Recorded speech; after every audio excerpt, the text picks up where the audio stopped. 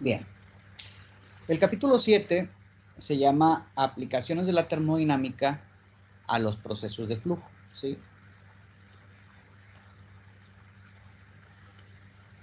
Entonces, como les digo, es aplicar los conocimientos que hemos obtenido hasta el día de hoy para resolver procesos de flujo específicos, ¿sí? Nosotros ya hemos resuelto varios problemas de procesos de flujo, ¿sí? Entonces, por ejemplo, las ecuaciones, ¿sí? Nosotros vimos todas estas ecuaciones a lo largo de los capítulos, ¿sí? Que son las ecuaciones de balance, ¿sí? Vimos las ecuaciones generales de balance, en donde tenemos balance de materia, ¿sí? Balance de energía y balance de entropía, ¿sí? Tanto general como para el balance para procesos cuando teníamos flujo estable, en donde eliminábamos la dependencia del tiempo y nos quedábamos con una ecuación simplificada, ¿sí? Y para ecuaciones de balance, para un proceso de flujo estable, en donde solamente teníamos una corriente, ¿sí?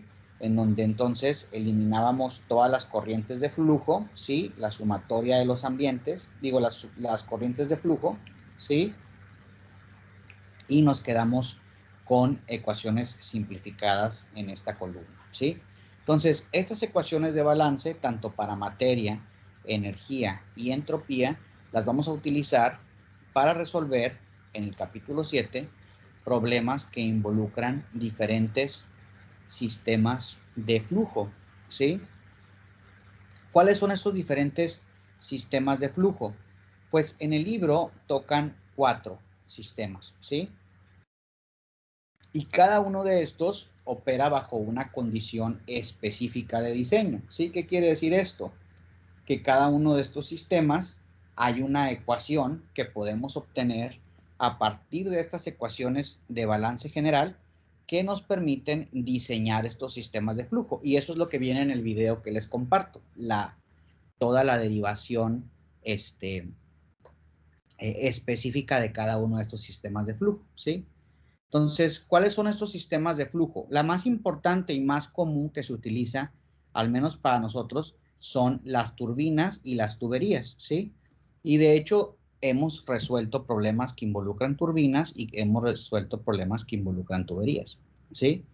También hemos resuelto un par de problemas que utilizan lo que le llaman sistemas de estrangulamiento, que es otro sistema de flujo, ¿sí? Y el cuarto caso es el de toberas, ¿sí? Las toberas se utilizan mucho en el área de aerodinámica, en el área de ingeniería mecánica, pero también lo utilizamos los ingenieros químicos, no tan frecuentemente, pero también se utilizan. Y hay un quinto que no vamos a ver aquí porque lo van a ver demasiado en mecánica de fluidos, que son las bombas, ¿sí? Entonces, todas estas diferentes equipos que utilizan procesos de flujo, vamos a aprender a diseñarlos, ¿sí? Ahora, en base a estas ecuaciones generales, ¿sí? De balance, de materia, energía y entropía, ¿sí? En el video les muestro a detalle cómo llegamos a la siguiente ecuación, a las siguientes dos ecuaciones, que son estas dos, ¿sí?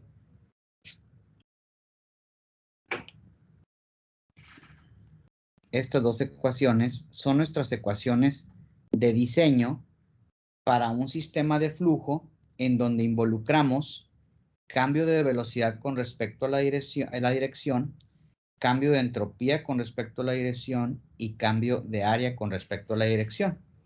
¿Y por qué quisiéramos hacer esto? Porque cuando nosotros tenemos un sistema de flujo como el que dibujamos aquí, ¿sí?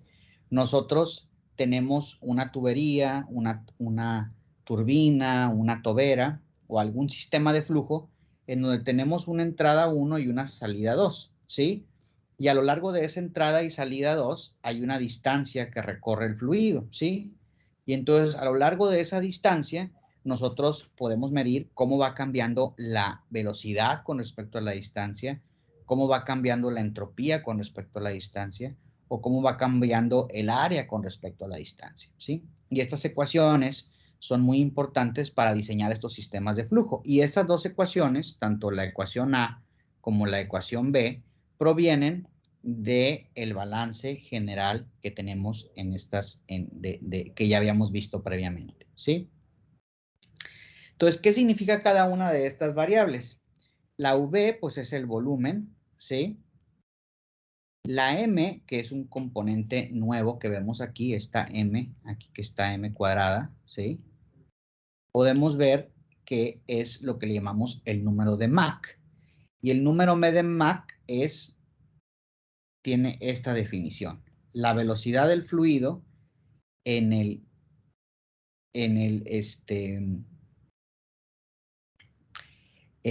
un fluido que se presenta en la velocidad del sonido en el que está dentro del fluido en el cual estamos manejando. Por ejemplo, si tenemos nosotros adentro de de este sistema, si tenemos agua, ¿sí? Entonces nosotros, el número de Mach sería la velocidad del fluido que tiene aquí en este conducto, ¿sí? Dividido entre la velocidad del sonido que tendría el sonido en el agua, ¿sí? Entonces el número de Mach es un número adimensional, que es una razón entre dos velocidades, la velocidad actual del fluido y la velocidad del sonido en ese mismo fluido, ¿sí? Y usualmente el número de Mach nosotros lo podemos, se obtiene a raíz de estas dos ecuaciones. Y les voy a decir por qué es importante ahorita el número de Mach. Las otras variables, pues ya las hemos visto anteriormente. La P es la presión, la X es la longitud, la beta es el coeficiente de expansión del volumen, la S es la entropía, el Cp es la capacidad calorífica a presión constante, la U es la velocidad y el A es el área transversal. Entonces, lo más importante es que sepamos que estas dos ecuaciones de aquí, ¿sí? Tanto la ecuación A como la ecuación B, las que provienen de las ecuaciones generales de balance, materia y entropía, nosotros las podemos utilizar para diseñar diferentes sistemas de flujo. Y vamos a ver primeramente el flujo en la primera, vamos a empezar con esta que es las tuberías, ¿sí? Entonces, un flujo en tuberías, ¿sí? Tiene ciertas características especiales, ¿sí? Cuando nosotros queremos diseñar una tubería, tenemos tres características. Primeramente, que es un flujo adiabático en estado estacionario, ¿sí? Cuando tenemos una tubería, quiere decir que es un fluido compresible, ¿sí? Porque podemos tener aquí un fluido como un gas, ¿sí? Vamos a asumir que es una tubería horizontal, entonces no hay cambio de energía potencial. Y también vamos a asumir que tiene una sección transversal constante. O sea, hace que la derivada del área, ¿sí? No varía con la posición, ¿sí? Sino que dA en dx es igual a 0. Y entonces aquí podemos tachar esta de aquí, ¿sí? Y podemos tachar esta de aquí también, ¿sí? Porque dA en dx es igual a 0. Y por lo tanto, nos quedaría la siguiente ecuación, ¿sí? Para una tubería. dP es este término de dP en dx, ¿sí? dP en dx es igual a menos T entre V por este término de aquí, que involucra beta, la velocidad, Cp y el número de Mach, por la derivada de la entropía con respecto a X, ¿sí? que es esta parte de aquí, ¿sí?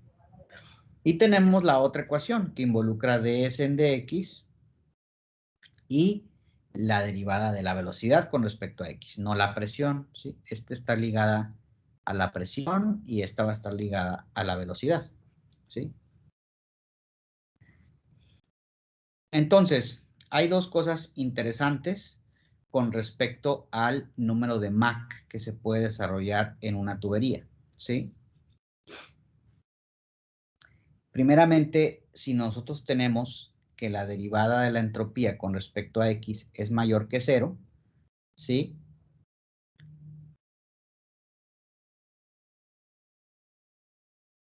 Quiere decir que es un proceso irreversible, y cuando tenemos que la derivada de X con respecto a X es igual a 0, es un proceso reversible. Recuerden, si la entropía es igual a 0, es un proceso reversible, y si el cambio de entropía es mayor que 0, es un proceso irreversible, ¿sí? Entonces, ¿qué sucede cuando nosotros tenemos aquí cómo sería dp en dx si ds en dx es positivo o negativo, ¿sí? Entonces, para la condición 1, ¿sí? dp en dx es menor que 0, ¿sí? Quiere decir que P2 es mayor que P1, ¿sí? Si nosotros tenemos aquí esta tubería, ¿sí? Nosotros decimos, si dx es mayor que 0 para ds en dx es mayor que 0 para un proceso irreversible, ¿sí? Esto quiere decir que como este es negativo, ¿sí? La temperatura siempre es positiva, el volumen siempre es positivo, ¿sí? Entonces, si el número de Mach siempre es menor a 1, quiere decir que tenemos un fluido subsónico, ¿sí? Entonces, esto quiere decir que este término también es positivo, ¿sí? Entonces, positivo, negativo, y este es positivo porque tenemos un proceso irreversible, ¿sí? Entonces, quiere decir, o si tenemos un proceso reversible, pues quiere decir que depende X es igual a 0, entonces no hay diferencia de presiones, ¿verdad? Entonces aquí nos quedaría que depende X sería negativo, porque este es negativo, positivo, positivo. Y nos quedaría que la presión en 2, si depende X es menor que 0, quiere decir que la presión en 2 es mayor que la presión en 1, ¿sí? Entonces, por lo tanto, tendríamos un flujo que va de aquí, como la presión en 2 es menor que la presión en 1, entonces el fluido, como la presión en 1 es mayor, entonces el fluido fluiría de esta manera, ¿sí? Lo cual quiere decir que tendríamos un flujo en esta dirección, que es verdaderamente lo que queremos tener, ¿sí? Y lo mismo sucedería con du en dx, ¿sí? La velocidad va aumentando en función de x, porque aquí tendríamos que u, ¿sí? Si ds en dx, ¿sí? Es positiva, esta tiene que ser positiva también, la t es positiva siempre, ¿sí? Entonces, u en du en dx siempre tiene que ser positiva. Entonces, fluidos subsónicos técnicamente sí podemos tener, ¿sí? Cuando tenemos una tubería. ¿Qué tal ahora si tenemos una tubería en donde seguimos teniendo un proceso irreversible, ¿sí? Pero ahora, ¿qué tal si quisiéramos decir que tenemos fluidos supersónicos, ¿sí?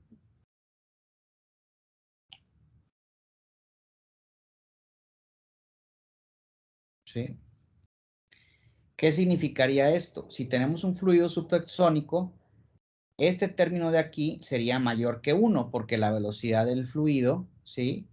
Sería mayor que la del fluido, que la del sonido. Por lo tanto, m sería mayor que 1, y aquí este término sería negativo, este es negativo, y este es positivo. Entonces, depende X sería positivo, y significaría que P2 es mayor que P1, ¿sí? No podemos tener un flujo, ¿sí? que se está moviendo en esta dirección y que tu P2 aquí, tu presión aquí, sea mayor que tu presión acá, ¿sí? Es imposible. ¿Cómo vas a tener una presión mayor aquí, en este punto, ¿sí? Que acá. Es como si yo te estuviera empujando, ¿sí? Con una fuerza. Aquí la presión es igual a que a fuerza sobre área. Es como si nosotros tuviéramos, si el área es igual en ambos lados, es como si la fuerza de aquí fuera mayor, ¿sí? Que la fuerza de acá y te siguieras moviendo en esta dirección. Imposible, ¿no? Entonces, esto quiere decir que cuando nosotros logramos, cuando llegamos a una, cerca de la velocidad supersónica, este cambio de presión aumenta, ¿sí? Y ahora se vuelve positivo. Y entonces, forzosamente, volvemos a bajar la velocidad.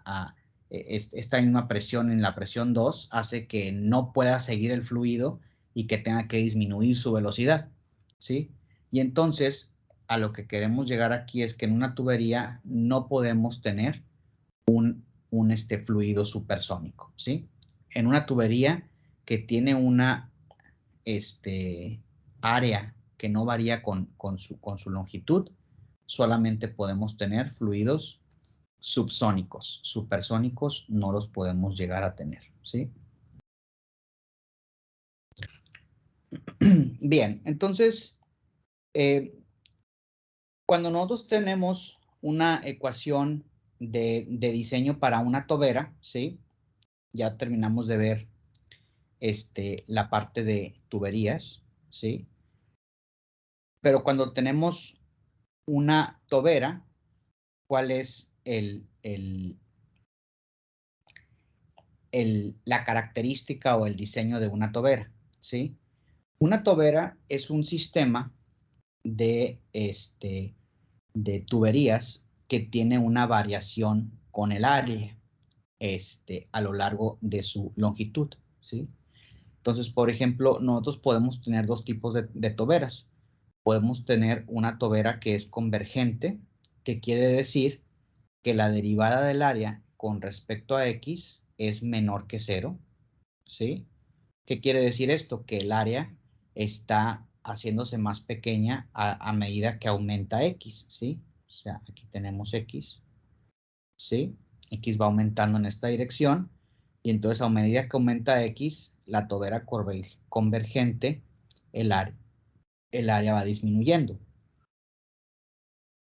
Y podemos tener el otro caso, ¿sí? El caso de lo que le llamamos tobera divergente, en donde si x va aumentando en esta dirección, ¿sí? El área con respecto a x es mayor que 0, porque el área va aumentando a medida que x aumenta, ¿sí? Entonces, la característica de la tobera, ¿sí? O la característica de diseño de una tobera es que la entropía a lo largo del área, digo, a lo largo de la longitud, ¿sí? Es igual a 0, ¿sí? Entonces, la entropía a lo largo de la longitud de la tobera se mantiene en 0, ¿sí? El cambio de entropía. Entonces, esta es la característica de diseño que tiene una tobera, que siempre en las toberas el fluido tiene un flujo isentrópico y aparte un flujo reversible, ¿sí? Siempre, ese es el diseño de una tobera. Para nosotros tener una tobera funcional, la característica de su diseño es que el flujo del fluido es isentrópico y reversible.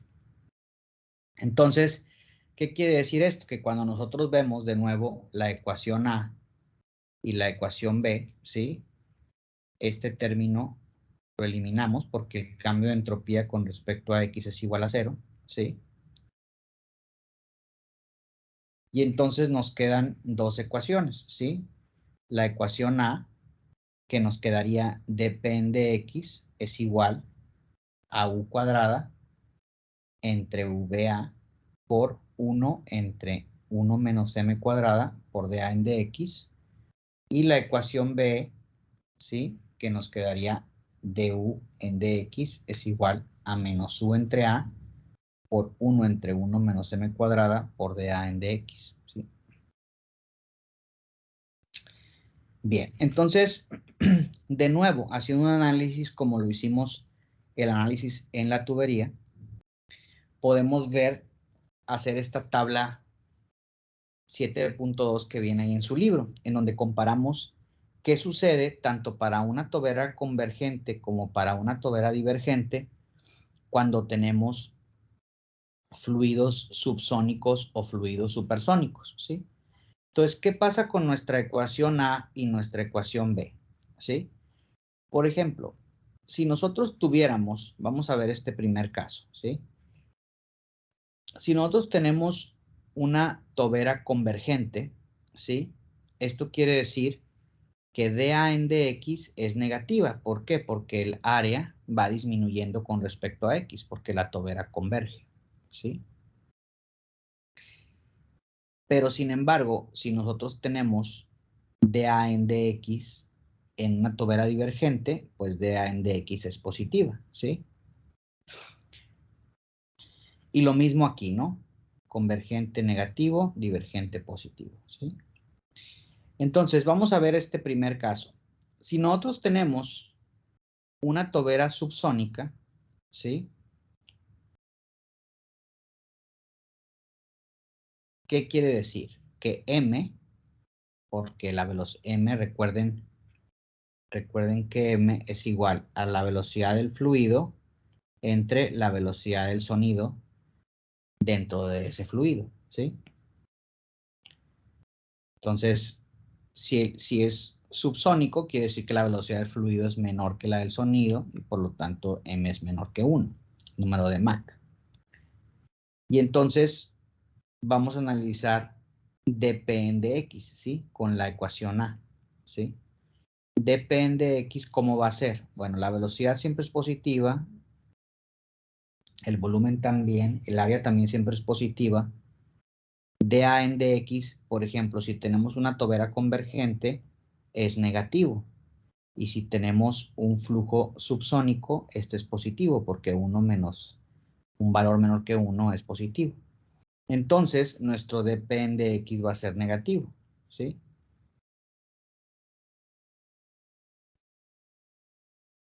¿Sí?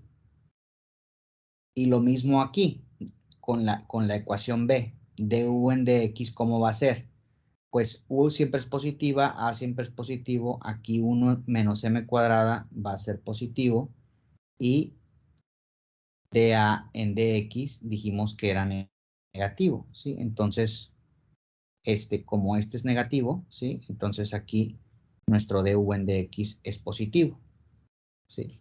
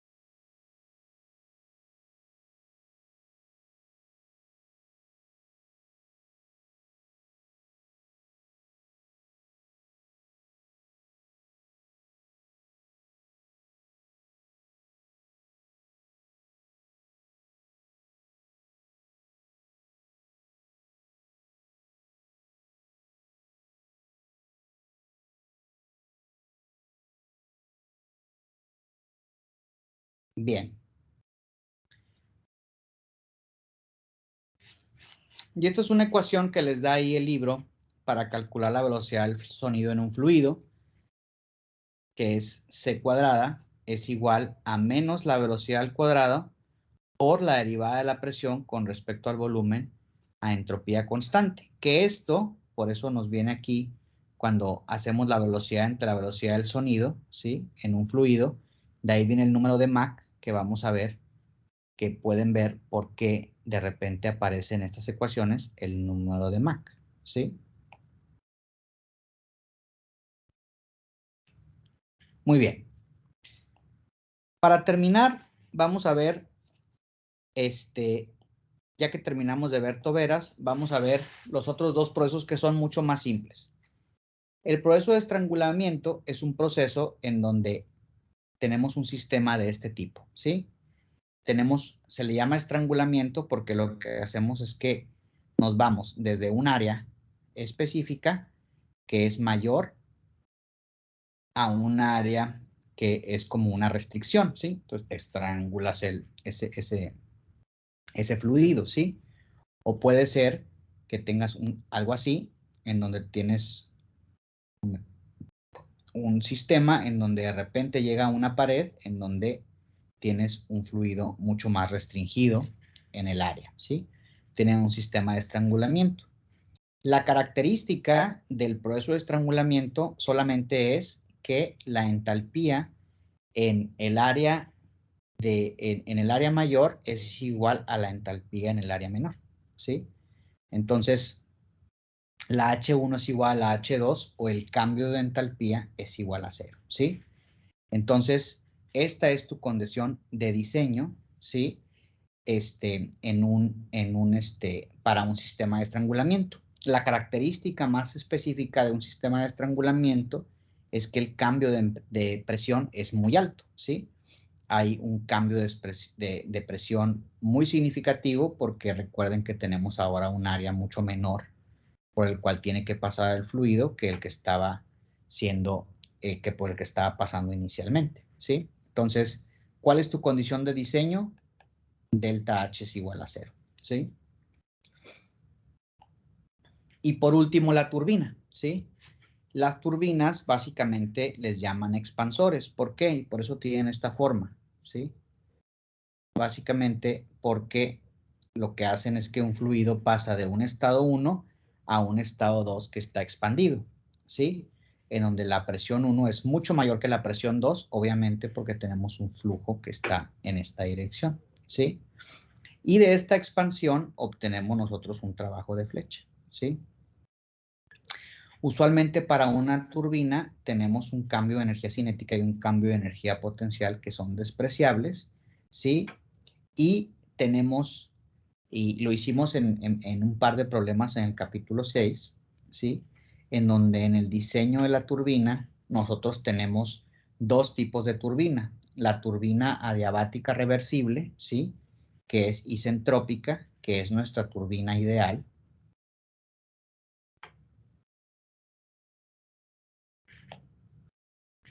¿Sí? Y de dónde obtenemos, si tenemos que el cambio de energía cinética y el cambio de energía potencial son despreciables, mediante la ecuación general de balance de energía en un sistema de flujo, podemos obtener que el cambio de entalpía es igual al trabajo de flecha. Esta es nuestra ecuación de diseño para una turbina, ¿sí? Y la eficiencia de la turbina la calculamos, como lo hicimos en un problema anterior, con el trabajo que obtenemos de la operación normal de la turbina entre el trabajo que obtendríamos de la operación cuando es adiabática y reversible, o sea, que es isentrópica, ¿sí? Entonces, el cambio de entalpía entre el cambio de entalpía isentópica va a ser igual a nuestra eficiencia de la turbina, ¿sí? Cuando una turbina opera de manera diabática y reversible, tiene una operación isentrópica y por lo tanto ds es igual a dq entre t y por eso ds es igual a 0, ¿sí? Y como recuerdan, la entropía, el trabajo isentrópico es el trabajo máximo que se puede obtener de una turbina. Por eso es por lo que lo dividimos aquí para obtener la eficiencia de la turbina bajo una operación normal, ¿sí? Con esto terminamos el capítulo 7